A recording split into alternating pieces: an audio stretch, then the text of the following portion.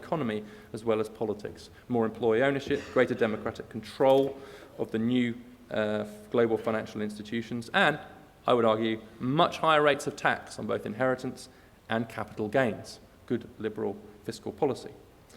I think then on this individualism point, liberals will plead guilty, yes. I think people should be able to decide for themselves, but people will do that anyway. That's our extenuating circumstance, and we will defend ourselves against the charge of being automatically laissez-faire on economics. Liberalism is a philosophy for free spirits, not for free markets. Secondly, citizenship, that liberals evacuate the idea of citizenship, and this is certainly Sandel's view. He says we need a more robust public discourse and a more demanding idea of what it means to be a citizen. I don't think it's anything there that a liberal would disagree with. Liberalism, in fact, relies more than any other philosophy on a demanding notion of citizenship. Precisely because liberals think people should be free, should be autonomous, should be self-governing, they are instinctively opposed to paternalistic state-run approaches to social problems. We want citizens to be running the show. So liberals in the mould of Mill would say that citizens need to be capable. In a March's Sens term, their capabilities need to be strong. They need the resources to chart their own course. Citizens need to be engaged. Liberal democracies require people to vote, do jury service, and play their part in collective decision-making, otherwise they collapse into oligarchies. They need citizens to be tolerant of each other. That's a big demand. And I think tolerance has got a bad name at the moment. Actually, there's some that actually no, we have to accept people and embrace them.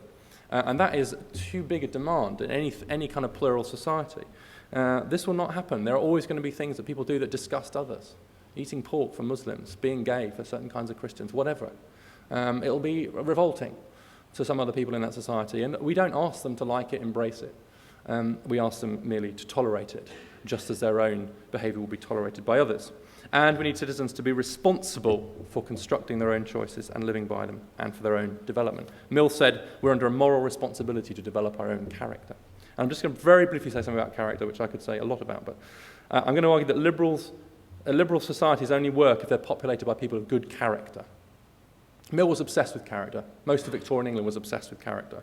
But there's a good reason why they were.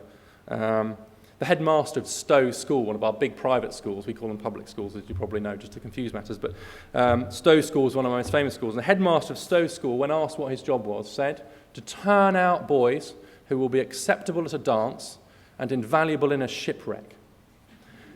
And you kind of know what he means, don't you? You have to adjust. It's a bit gendered and it's a bit historical. But, yes, there's something about civility and there's something about courage in all of that.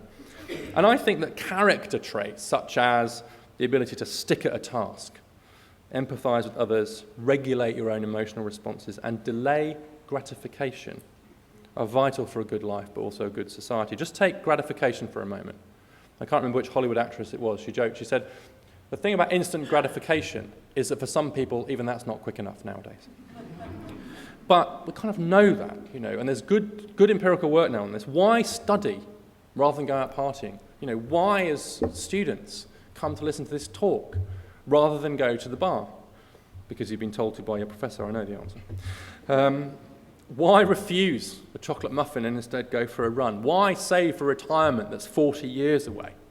Mill recognised how difficult this was. He said in Utilitarianism, men often, from infirmity of character, make their election for the nearer good, even though they know it to be less valuable. And don't we all do that on a daily basis? But these are big impacts on public policy now. Think about obesity and health, educational disengagement, teenage pregnancy, savings rates for retirement. A lot of these are about timescales and are about an ability to regulate our own desires and, in many cases, to delay our gratification. And that is difficult, and that's why the character of the individual, the ability to regulate their own emotions, and in this instance I'm using to delay their gratification, they go hand in hand. In order to be free and to lead a good life in a liberal society, you need more character. And so this is why Mill's obsessed with it, and he wrote a lot about schools of character. Where do we learn our character? Where do we get it from? It's quite difficult to talk about this in the UK, actually. I think it's a bit easier to talk about it here, but in the UK it's very hard to talk about this. Parenting, especially in the early years, schools, churches, and other civic groups, workplaces, and educational establishments like this one. He was rector of St Andrews University, and he gave a 3-hour rectoral address, right, which at the time was standard. They generally were about 3 hours long, so you think this is bad. And he said that universities could shape character. And the way they did that was through the prevailing tone of the place. The prevailing tone of the place, which should be one of duty and honest seeking of the truth. So it's a good test for all academic institutions to apply to themselves. So I think because of the demanding ideas about citizenship and character, liberals are not guilty on charge 2 that they are attacking our ideas of citizenship. The third is on free speech. I'm not going to say terribly much about this because I think it's reasonably obvious that liberals are in favour of free speech and the robust public discourse about moral matters that communitarians claim. Mill argued that progress depends on truth and that truth was most likely to emerge from a constant collision of opinions, and that's why we need freedom of speech. He said, we all hold erroneous beliefs. We just have not yet discovered which ones they are. And he himself famously changed his mind on 2 or 3 quite important issues. What this means is that march of knowledge will change what we think, what's true. Ages are no more infallible than individuals, he said. Every age having held opinions which subsequent ages have deemed not only false but absurd. And it is as certain that many opinions, now general, will be rejected by future ages. That's why liberalism is such a challenging philosophy, because it forces us to confront the truth that pretty much everything we now believe might be rejected in the future. We need counter-arguments. He pointed out that even the Catholic Church always has a devil's advocate arguing against someone's canonization. And in an echo of Coleridge, he declared that when there's a disagreement, conflicting doctrines, this is him now, instead of one being true and the other false, usually share the truth between them. They share the truth between them. What a lovely idea that is. And only by bringing them into the right kind of contact and conflict could we get closer to the truth. So on count 3, liberals don't want moral discourse and argument. Absolutely not guilty. So I've only got one left. The last, and this is the most difficult for liberals. The last point is about the liberal approach to social institutions, moral norms, common beliefs, and social mores. And here I think there's a real difference of opinion with some communitarians about what the common good is. Sandel, in his call for a new politics of the common good, attacks liberals for failing to recognise that people are social creatures shaped by their communities as much as by their own desires and personalities. And Sandel's got a new book just coming out in which he said, the liberal account fails to capture those loyalties and responsibilities whose moral force consists partly in the fact that living by them is inseparable from understanding ourselves as the particular persons we are, as members of this family, this nation, or this people. And Sandel argues that liberals are somehow imagining people to be unencumbered by these social relationships, that we are literally these atoms floating completely separate from each other. I don't think the liberal account does miss these loyalties. Of course, our identities and loyalties, who we are framed by our social context. Liberals simply insist that people are free to revise or even abandon their inherited norms and values. Liberals do not, I should probably add, advocate this. They don't argue for rebellion for its own sake, but it's very important to stress the difference between recognizing that we are creatures of our family, our background, and our community, and suggesting that we are therefore somehow their captives. After all, it is easy to see that while institutions such as the family and community are very often good, they're not always good. They're not straightforwardly good. And as the great 20th century liberal Isaiah Berlin reminded us, it is possible to be deprived of my liberty at the hands of my family or friends or fellow citizens is to be deprived of it just as effectively. Families and communities can be awful and coercive, as well as great and nurturing and wonderful, and that's all liberals will say. But it's just important to note that Sandel, the common good, we're not talking about public goods such as which are better provided collectively, such as defence, water supplies, or healthcare, which is not such an uncontroversial statement here as it is at home. Again, something I discovered last night. There's quite a strong argument about just having a taxpayer-funded health system, which I'm not going to say any more about. Sandel, although if you've got questions, he's talking about moral norm, solidarity, citizenship, and common purpose. So, we can use these words, common purpose, solidarity, working for the greater good. We can all do them. Anybody who's in business will use them all the time. But if we're talking about it seriously and philosophically, a couple of questions. First, what does it mean to advocate these common goods, beyond simply advocating them? Are we simply just arguing that these would be good? Secondly, is anything being advanced that any sensible person would anyway oppose? Is there anybody in this room that would not like a society with a bit more kindness, a bit more compassion, care for each other, in which more people voted and more people volunteered? And if you would, I'd be surprised if you're willing to admit it in public. We'd all like those things. Now, if Sandel and Etzioni and others want to keep up their exhortatory efforts, that we should have more of this stuff, great, I'm with them, and maybe if we read this stuff, we're more likely to volunteer and recognise the common good, that's good. But then where does it take us? And they seem to want to do just more than that. They seem to want to apply some of these values universally, and this is where it gets difficult. Because the weakness of these communitarian arguments is that the views that the communitarians have are by definition shaped by their own social context. Take Sandel. They're encumbered as well. His views on gay marriage, very liberal in the American sense, and quite liberal in the classical sense too, although, as I say, I think he goes slightly the wrong way. So he believes in marriage, but he thinks gay couples should be able to marry. Michael Sandel, who I very much like, I should say, was raised by married parents in California. He won a Rhodes Scholarship to Oxford University, and he now teaches at Harvard University in Massachusetts. His background may well explain his own position on the issue of gay marriage. And nothing wrong with that. But somebody else with a different background will have a different view about gay marriage. And who is to say who is right? And this is where the rubber really hits the road. Who is to say who's right? The good, the common good in communitarian thinking, in anti-liberal thinking, sometimes comes to bear a worrying resemblance to the views of the particular author, shaped by the social context of that particular author. Nothing wrong with those views until you try to apply them to everybody else. In any society at any particular time, there are what John Gray, a British philosopher, calls ways of living.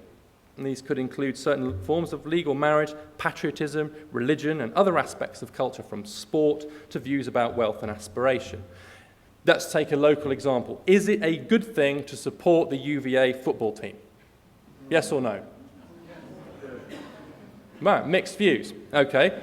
I just was reading some recent reports, and I would suggest now probably it is a good thing. But whether or not it will be after this season, we just don't know. Now, let's just run a little thought experiment. Let's assume that it is good to support the football team, right, for the sake of this argument, because it creates solidarity, relationships are built within the campus, that the scrutiny, the positive scrutiny, leads the football team to greater efforts, that we admire their athleticism and their skill and their work, their hard work, all of which is good. Let's assume that these are generally kind of providing good things in society, and that actually therefore supporting vigorously and patriotically, is that the right word, supporting the team is a good thing. But then imagine that something might change. 50 years from now, we might have changed our view about football. As a result of certain, as yet not predicted scandals around the sport, it might become quite unacceptable to support football. It might go the same way as bare-knuckle fighting, boxing went. Might not be a good thing anymore. And so we'll change our social norms. We'll change the values that are around it. Rather than being terribly excited by the performance of your university football team, you will become, as all British students are, entirely indifferent to it. It's a big difference between Britain and America, this, right? Who's to say who's right, who's to say who's wrong? Now, the fact that these norms exist, it might be around marriage, it might be around kind of pride in our university, it might be patriotism, whatever it is, it might be religion. Those norms, the fact that they exist is not irrelevant. They are useful because they emerge from millions of experiments by people. They emerge over time, and so there's a value in them. As heuristics, as guidelines for how we lead our lives, we should take them very, very seriously indeed. I've already mentioned that marriage is still kicking around, right? Probably something good about it. So should one, as a young person, think about marriage as a potential institution? Yes. Should you reject it if it turns out to be a horrible institution for the way you want to lead your life? Yes. That's what liberals would say. We wouldn't say, well, marriage is the right thing, that's the good way to lead a life or to raise children. But we'd say, look at the evidence. You know, there's something to the fact this moral norm has survived. As I've said, they just could be revised. I'd use football, but think more seriously about the status of black people or gay people or the role of women and how the moral norms, institutions and laws around those have changed so profoundly. It's an obvious point to make, but it's important that we realise that there is no final resting place. There is no absolute truth. There is no fixed good. And that's what liberals will insist. The important question, if we're revising these institutions and norms, then becomes who is doing the revising? Who's questioning these norms and institutions? Who's changing them? Who's challenging them? Who gets to challenge or change the ways that we live? And the answer for a liberal has to be everybody. Mill said there are as many centres for self-improvement as there are individuals. The definition of the good for me is decided by me. And the definition of the common good has to be decided, if you'll forgive the phrase, by the common people, by everybody. We argue through argument, persuasion, dialogue and deliberation, in other words, through what used to be called democracy. The elite, even professors, have their role to play, but the common good has to be determined democratically in a free society. Again, this is a highly optimistic vision. There are plenty of people who would take Plato's view that we want philosopher kings to discover the good for us and bring it back to the masses huddled in his famous cave. Liberals can't take this view. Liberals may not, as individuals, like the social norms and culture of their particular society. Mill certainly didn't like lots of things about his society, and he fought with every sinew against them and in order to change them. But liberals cannot impose their view of the good society on others. I was going to briefly say something here about religion. I don't really have time to do that, but I will just very briefly say that Mill took the view that religion could be morally useful, even if it wasn't intellectually defensible as a way of shaping character. And I can come back to that if people are interested in it. He's rather Voltairean about that, actually. But I want to finish so that you can interrogate me. Again, this vision, this democratically decided view of the common good, rather than the elite deciding on our behalf what the common good is very optimistic. It requires a degree of commitment and engagement from people that is a long way from where we are now. But it seems to me that it's where liberalism leads you. And at the heart of liberalism, certainly of Mill's liberalism, is an unquenchable conviction in the capacity of all men and all women to lead good lives of their own choosing and construct common goods for all of us. And it should animate liberalism to this day. In almost the final words of On Liberty, Mill wrote that the worth of a state in the long run is the worth of the individuals composing it. A state which dwarfs its men in order to make them more docile instruments in its hands, even for beneficial purposes, will find that with small men, no great thing can really be accomplished. Mill, I hope I persuaded you, was a great man, even if I haven't persuaded you everything else I said. One of his heroes was Benjamin Franklin. And many of you will know that Benjamin Franklin wrote that we should strive to either write things worth reading or do things worth the writing. John Stuart Mill, I contend, was one of the very few who managed to do both. Thank you for your attention.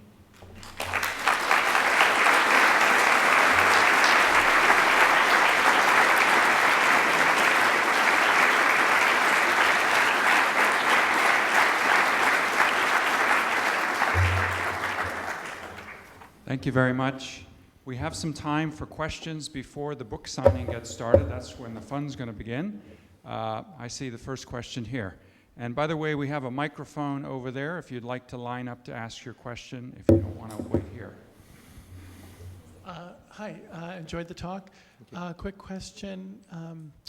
Talk about Mill and the common good, but you didn't mention the greatest happiness principle or Mill's famous sort of distinction between higher and lower pleasures and the complication that's produces for calculating the greatest happiness. Yeah. So if you'd comment on that, I'd be grateful. Sure. You're quite right.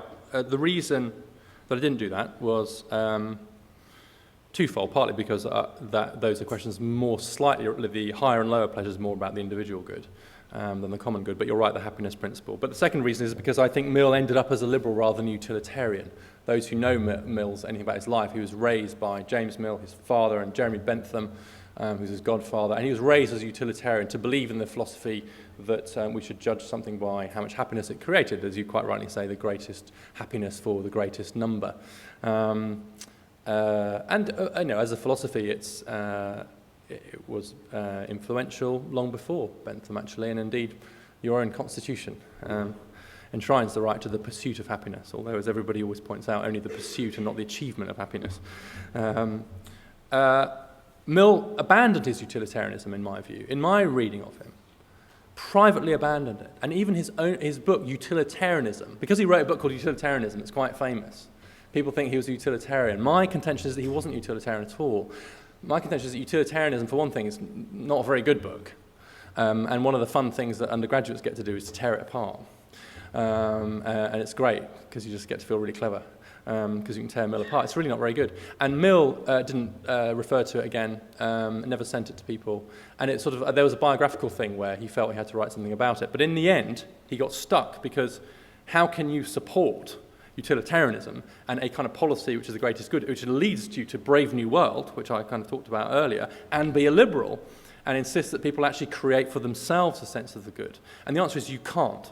And Mill ends up, absolutely in my view, definitively a liberal, having abandoned his utilitarian faith, but for biographical reasons, wasn't able to do that publicly. And so he would not subscribe to the view that the goal of politics or policy was the greatest happiness for the greatest number. He would be with the savage, not with Mont. Okay, good question, thank you. Well, your answer to that question probably affects directly what I'm about to say, but I'll say it anyway. So I studied with Sandel at Harvard, so I say that just to make you anxious, but actually I agree with most of what you said. But Sandel's critique is more of procedural liberalism as opposed to a Millian kind of liberalism. I think Mill will be the kind of liberal he likes, insofar as Mill is committed to giving substantive arguments about concrete issues and saying you have to give reasons for why we should be liberals, as opposed to the view he associates with John Rawls that we can have an abstract thought experiment and that will give us the answers about politics, and we start with the ideal position and work down from there. I think that's what he's arguing against. So in the case of gay marriage, what Sandel would say, if you're committed to giving substantive arguments about why a policy is good, you have a greater range of things you can say. Rather than just simply asserting I have a right, you can say, well, what's good about gay marriage is precisely that same-sex marriages model a form of egalitarian relationships that is good and have a lot to teach heterosexual couples, and actually is a welcome rejoinder to the long history of patriarchy. And so that's the kind of argument that a rights-based argument doesn't make, but a politics and a way of thinking that's committed to saying, let's give reasons for why we should be liberal, can draw on. And I think that's what Sandel, that's his main point. And I think he would like, his disagreement with Mill would be more on the question of, I think Sandel reads Mill as a utilitarian, basically. But the question would be whether we can do utility as the principle we appeal to, or whether we should have a more complex form of human flourishing. But I think Mill's liberalism is not the target for Sandel in the main. It's more someone like Rawls. I think that's basically right. I think there are bits of Sandel's critique which could be applied to some bits of classical liberalism. I don't think he doesn't really relate to Mill very strongly. And you're quite right to say, too, that, of course, Mill would be a great critic of Rawls as well.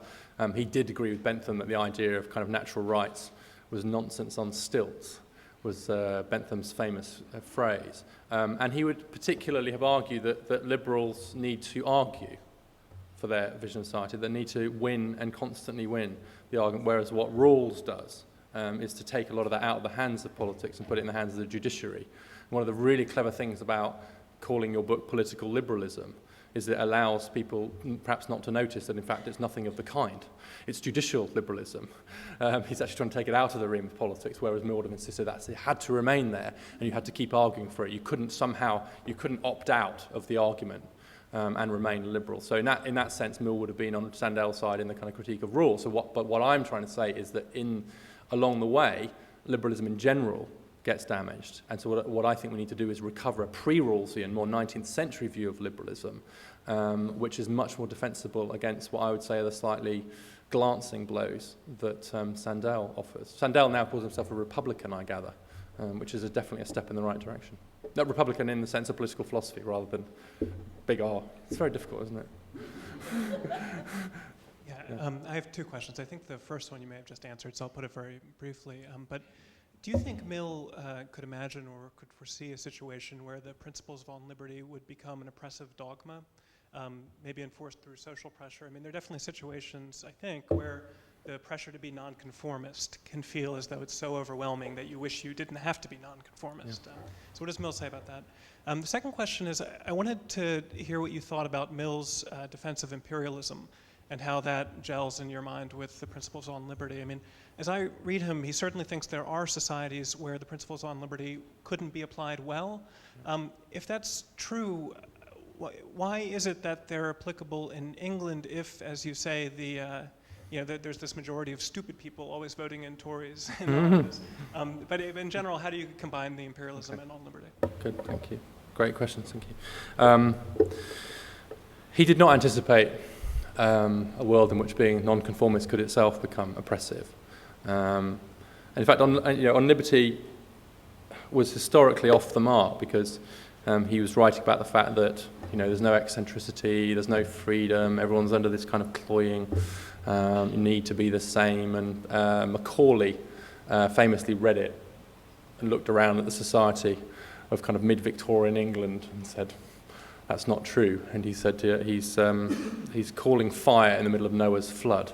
Because at the time, London was kind of filled with eccentrics. That guy kind of tightrope across Niagara Falls. You had people mummifying their wives and showing them at shows. And, there was all kinds of bizarre stuff going on. There was plenty of eccentricity. And, of course, actually, his criticism as well was that Christianity, and the wrong sort of Christianity, was oppressive. But actually, the 1851 census, which was obviously conducted before On Liberty came out, showed that fewer than half of the population of the country was regularly attending church. In 1851, which is a lower percentage than the US today. So he sort of fears that everyone was kind of being... is that true, what I just said? It's a bit over half in the US now, isn't it? 40, okay, it's not true then. I apologise. But his view that kind of somehow that Christian orthodoxy was present was wrong. He did not, but I think there is a danger because he overemphasises the need for eccentricity and experiments in living and all that. Whereas in fact, although he was politically a firebrand and very engaged himself in kind of most aspects of his life, he was pretty conformist. He went to work, he got married, he didn't drink a lot. Although he kind of argued against the beer house purism of the temperance movement, he wasn't a big drinker himself. He certainly didn't experiment sexually, as far as we can kind of tell. He definitely was a long way from Shelley, for example. He was quite conformist. So the answer to your question is no, he didn't. Could it become? Yeah. Are we in that situation now? I don't think so. I don't think the pressure to rebel has become oppressive. But he would say, and I tried to emphasise this as well, he would say, the point is not that in order to be free and autonomous, you must depart from your traditions or from your community. It is that it must be as a result of self-reflection that you come to the decision to do that yourself. So if you decide to stay in the same trade, stay in the same town, marry your high school sweetheart, or whatever it is, that is great. Mill would have no problem with that, so long as you weren't just doing all that because it was the thing to do. So that's the distinction, I think. Your second point on imperialism, Mill was very clear about this, and I said civilized in the quote from in a civilized society, and he just thought some societies weren't civilized enough yet to be able to manage to be liberal democracies. He didn't even believe in universal suffrage for a long time because he thought that the British people weren't educated enough to get the vote. He slightly changed his mind on that when he discovered proportional representation. He certainly didn't think that the Irish were ready for democracy. I mean, you want to read him on the Irish. He's nice to the Indians by comparison. He's really nice about Americans. Really nice, well, mostly nice about Americans. And likes Canadians a lot. And basically what he kind of took the view was that societies need to get to a level of development. They need to get to a level of educational achievement. They need institutions of democracy and the rule of law And once those are established, then a country should be able to govern itself. Until that point, it may need imperialism. And he talked about, benevolent despots. Charlemagne and Akbar were the ones he kind of picked out. But he also was clear that the job of the imperial power, if you did have an imperial control, was to get yourself out, was to create circumstances in which you would no longer need to be the imperial power. So it's what Alan Ryan, the Mill scholar, calls self-abolishing imperialism. And that was Mill's basic view, was that that country cannot govern itself at the moment, and it certainly can't manage the levels of freedom that others can, but our job as the colonial power is to get it to a place where we can get out. Does that answer your question? I'd like to go back to your earlier quote about freedom, and you should be allowed to be free to do whatever you want as long as you don't harm others. Mm-hmm. And ask what you think Mill would think about new research, which we call behavioral economics or behavioral finance, which actually goes all the way back to Adam Smith, who predates Mill, who would have argued that humans are systematically irrational in some ways. And in behavioral finance, we know people systematically make errors of judgment. There's something called the status quo bias, for example. Yeah.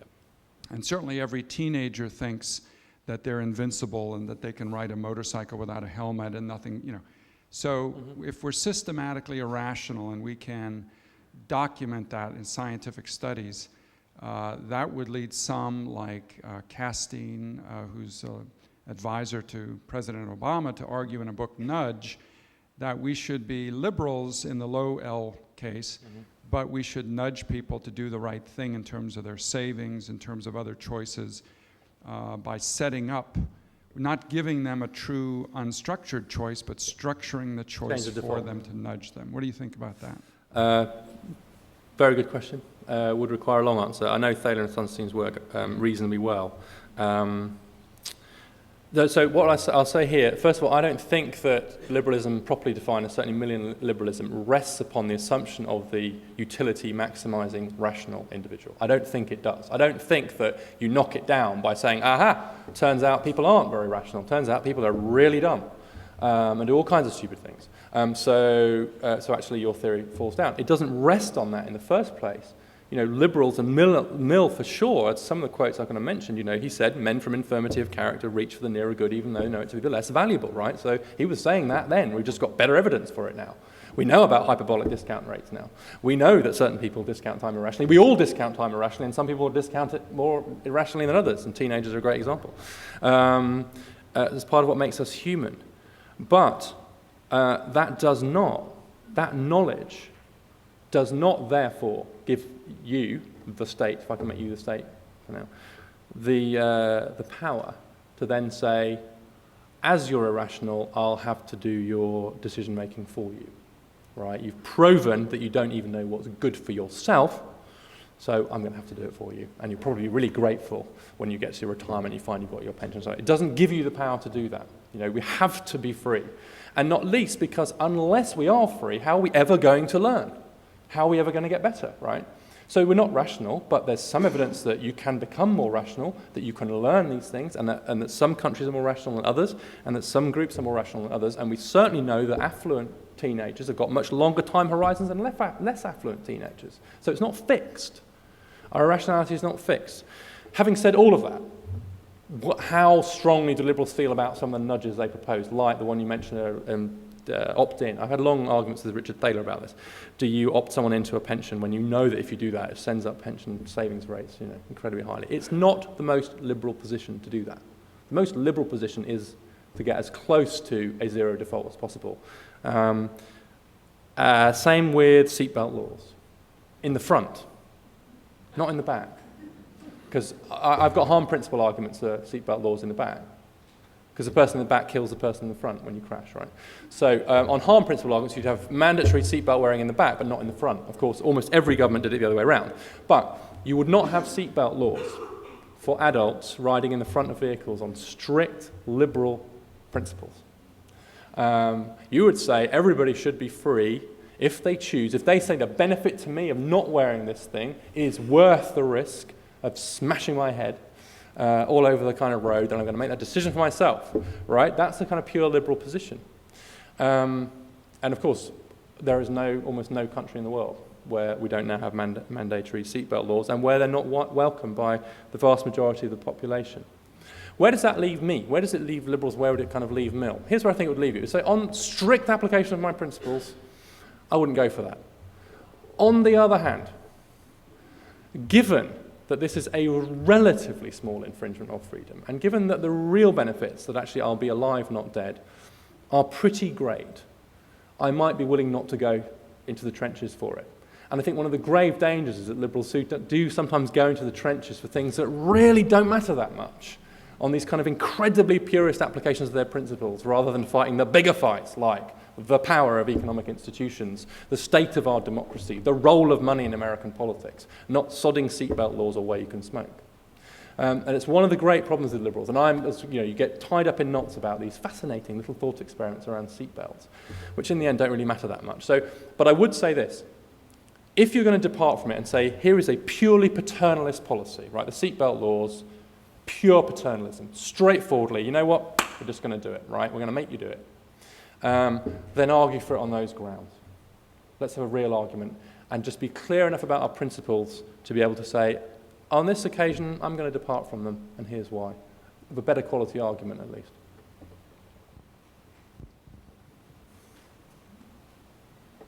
I think I can probably shout out. You can.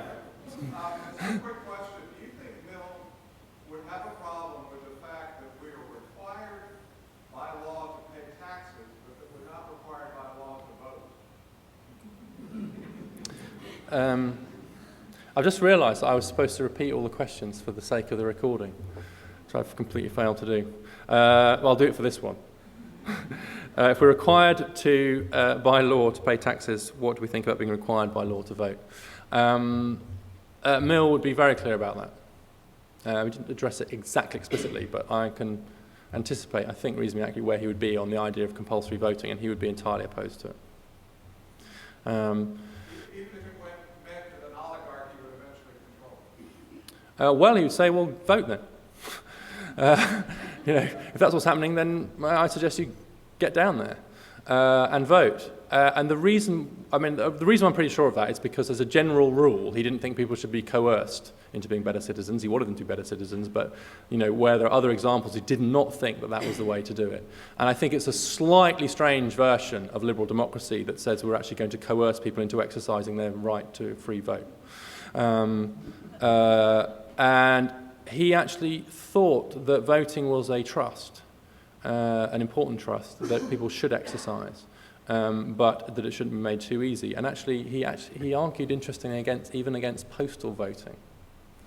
Now, I don't know what he'd say about this now, of course, but what he said, because I'm paraphrasing him now, what he basically said is, if you can't be asked to walk to the polling station, then you don't bloody deserve a vote. If you're not willing to make that kind of small kind of commitment, then don't vote at all. So he didn't think that it should be made easy. So on those bases, I'm pretty sure that he would come down against compelling people into being better citizens. Yeah. Hi. You said that Mill was the preeminent British intellectual, public intellectual, right? Of the 19th century. Yeah. Of the 19th century. Okay. Greatest public intellectual in British history. So, yeah. Yeah, it always makes me wonder what I would have thought of them back in that time were I around. And so I wonder who you think we will be so describing 150 years from now that's working today that we should be reading. You? Present company excluded. Somebody in this room. I think, well, a couple of things. One is I think it has become genuinely more difficult. I think some of the division of labour has made it a little bit harder. I mean, the fact that, Mill could be the kind of preeminent economist and then become the preeminent political philosopher and then become a kind of important political activist, and then set up a few movements, it was very, very kind of Sandra to sort of say that I was a polymath like Mill. It's the only time I've ever been compared to Mill. The first and last time that's going to happen, I suspect. But I can tell you that one of the best days in the process of writing the book was the day in which Mill became older than me. Because up until that point, I was having to read and write about this guy who'd basically achieved all this stuff, before the age of 35 or whatever it was. It was really annoying. And as soon as I got past him, I said, well, he's much older than me, Maybe I'll knock off a 4-volume treatise on logic. As well as my day job. I said, well, yeah, but I've got a day job. And then you think, yeah, but so did Mill. They didn't have TV, I think that's what it is. If you don't watch The Wire and stuff like that, you've got much more time on your hands. Anyway, I will answer I'll try and answer your question. I think that what will happen, there'll be some, we talked about Amartya Sen kind of before that, but I think you can take someone like Amartya Sen, who I think through his kind of genuinely kind of breathtaking work in welfare economics, and then on rationality, and then on social choice theory, and then going to the UN and helping develop kind of indices of human development and so on, and then intervening subtly but quite profoundly in Indian politics, and arguing for a kind of more pluralistic view of Indian identity. I think there you begin to see someone who we might well look back on. But there's the other possibility, of course, is politicians with more intellectual grounding. So you've got sort of intellectuals that do political things, but the idea of kind of politicians who are more interested in history, more interested in kind of where we come from and law and so on, who are able to sort of do the connection, but also the kind of intellectual weight too. And so there's the possibility, at least, that we'll have kind of presidents in the US with academic backgrounds and a kind of genuine interest in the history of ideas and kind of history, who we'll look back on. So maybe rather than looking for kind of publicly minded intellectuals, we should be looking for kind of intellectually minded politicians.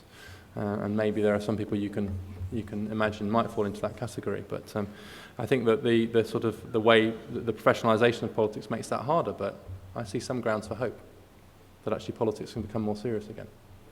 And the politicians will be less scared of admitting that they've read Robert Caro's biography of Lyndon Johnson, for example. The second half of tonight's program is going to start in about 5 minutes.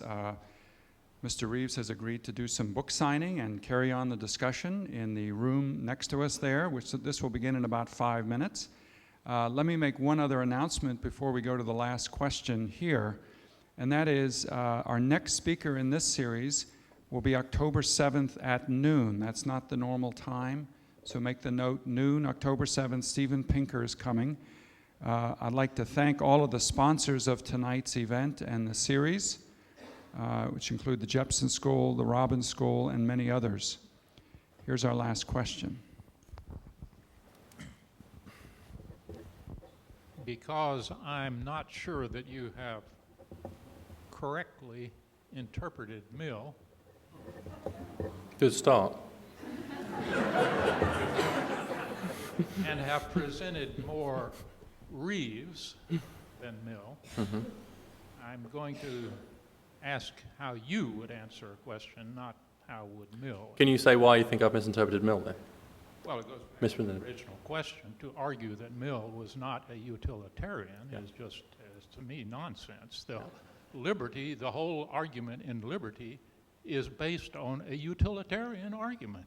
Yeah, well, we're going to profoundly disagree about that, but that could be a long Alan Ryan type argument. I didn't want to get into that.